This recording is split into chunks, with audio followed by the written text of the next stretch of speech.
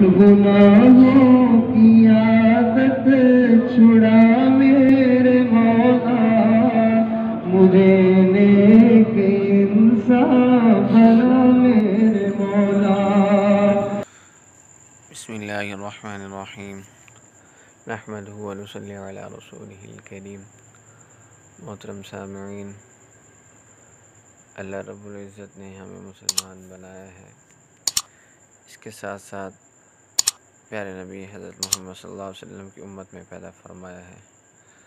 اللہ رب العزت بھی چاہتے ہیں کہ یہ میرے بندے کامیاب ہو جائیں، اور پیارے نبی صلی اللہ علیہ وسلم کی یہی فکر اور کڑھن تھی کہ میرا ہر امتی جو ہے دنیا میں بھی کامیاب ہو جائے، آخرت کے اندر بھی ہمیشہ ہمیشہ کے لیے کامیاب ہو جائے۔ اسی لیے پیارے نبی صلی اللہ علیہ وسلم اپنی امت پر اتنے مہربان اور شفیق تھے کہ اپنی امت کو کوئی بھی پریشانی سے بچانے کے لیے آپ نے جو ہے دعائیں بتائیں اور اعمال بتائے، تاکہ میری امت ان اعمال کو، ان دعاؤں کو اختیار کرے، دنیا کی پریشانیوں سے بھی محفوظ ہو جائے اور آخرت کی آنے والی زندگی میں بھی ہمیشہ ہمیشہ کے لیے کامیاب ہو جائے۔ آج جو آپ کے ساتھ دعا شیئر کرنے جا رہا ہوں وہ قرآنی دعا ہے، بہت بڑی برکت والی دعا ہے، اور میں آپ کے سامنے اس کی تلاوت کرتا ہوں۔ بسم اللہ الرحمن الرحیم۔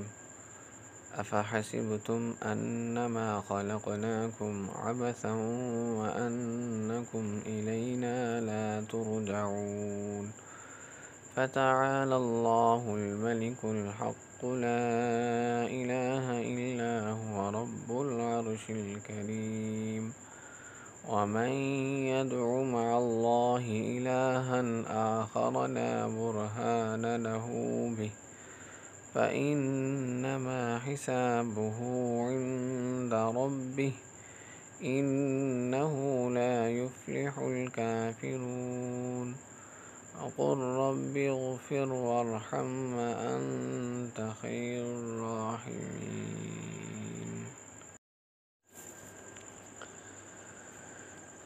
حضرت ابراہیم تمیمی رحمۃ اللہ علیہ اپنے والد سے روایت کرتے ہیں کہ ہم کو نبی اکرم صلی اللہ علیہ وسلم نے جہاد میں بھیجتے ہوئے وصیت فرمائی کہ ہم صبح اور شام ہوتے ہی یہ آیاتیں پڑھ لیا کریں۔ ہم پڑھتے رہے تو ہمیں مال غنیمت ملا اور ہماری جانیں بھی محفوظ رہیں۔ محترم سامعین، آپ صلی اللہ علیہ وسلم کے بتائے ہوئے اعمال اور باتیں حق اور سچ ہیں۔ آج بھی اگر ہم ان اعمال کو اختیار کریں گے تو اللہ کی مدد اسی طرح ہے جو صحابہ کرام کے ساتھ تھی۔ محترم سامعین، آپ ہمارے چینل پر اگر نئے ہیں تو ہمارے چینل کو سبسکرائب کریں اور دوستوں کے ساتھ ان دعاؤں کو شیئر کریں، ہر مسلمان تک کوشش کریں کہ صحیح اعمال پہنچ سکیں، اس میں ہمارے معاون بنیں۔ اللہ تعالیٰ آپ کو جزائے خیر۔